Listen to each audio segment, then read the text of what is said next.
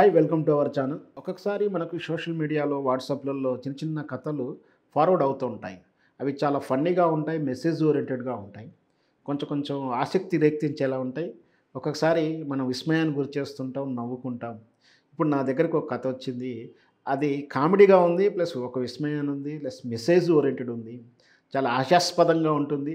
Logic చిన్నదే అయినా అది ఒక్కసారిగా చెప్తున్నటువంటి అంశం ఏం చెప్పదలుచుకున్నాడు అనేది చివరిలో అర్థమవుతుంది. అదేదో ఒకసారి వినిపిస్తాను, వినండి. ఈ కథా తీరు బాగుంది.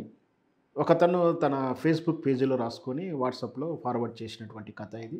తను రాసింది ఏమిటంటే, "ఏందో నల్లా దేనికైనా పెట్టి పుట్టాలి అంటే ఏందో అనుకున్నా.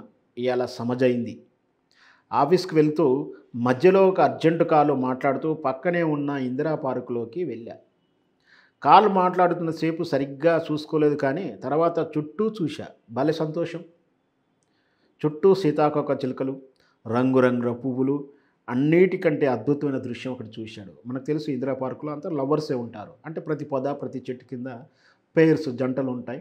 ఆ జంటలలో చాలా వరకు మనం చెప్పొచ్చు ప్రేమ జంటలని చెప్పినా కూడా దాంట్లో కొన్ని ఇల్లీగల్ జంటలు కూడా ఉంటాయి. సో, అది వేరు విషయం. ఇప్పుడు అదే చెప్పబోతున్నాడు. నాలాంటి వాడి జీవితంలో చూడలేదేమో అనుకున్న దృశ్యం. ఒక అమ్మాయి ఒళ్ళో తల పెట్టుకొని ఒక అబ్బాయి పండుకున్నాడు. ఇద్దరు ఒక రకమైన తన్మయత్వంలో ఉన్నారు.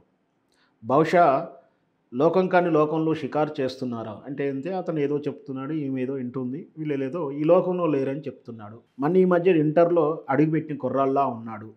ఆ అమ్మాయిని చూస్తుంటే ఎవరిని పట్టించుకునేలా అనిపిస్తలేదు. అలా అబ్బాయి తలలో 2 వేళ్ళు పెట్టి అలా అదోలా రుమురుతుంది ఆ అమ్మాయి. పక్కనే ఉన్న 2 కాలేజీ బ్యాగులు. బహుశా వాళ్ళ తల్లిదండ్రులు వీళ్ళు ఏదో చదువులో బాగా కష్టపడుతున్నారని అనుకుంటుండవచ్చు. ఆ అమ్మాయి మొఖంలో అమాయకత్వాన్ని చూస్తుంటే ఈ కాలపు అమ్మాయిల్లో ఇంత ధైర్యం ఎలా వచ్చిందా అని అనిపించింది. అబ్బాయి తన తండ్రి కొడుకు బాగా చదువుకొని ఉద్యోగాన్ని సంపాదించి తమల్ని బాగుపరుస్తారని అనుకుంటుండవచ్చు. సరే, ఇది ఇలా జరుగుతున్నప్పుడు ఇంతలో అబ్బాయి సిగరెట్ ముట్టించాడు. నేను అలా చేస్తాడని అనుకోలేదు.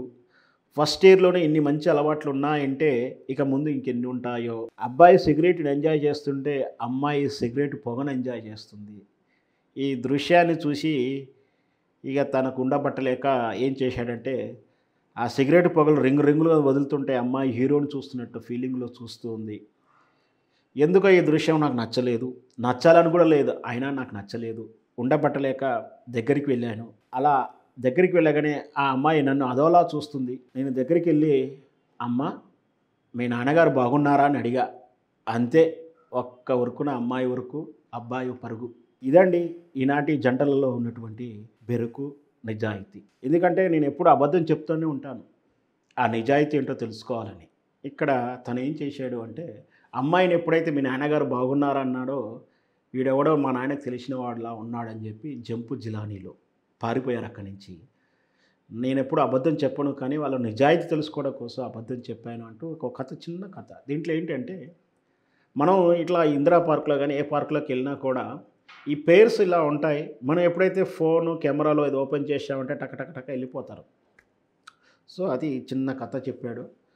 సో, ఏదైతేనేమి నాకు బాగా నచ్చింది. మీకు నచ్చుతుందనుకుంటాను. మీ అభిప్రాయాన్ని ఈ కింద వీడియోలో కామెంట్ రూపంలో తెలియజేయండి.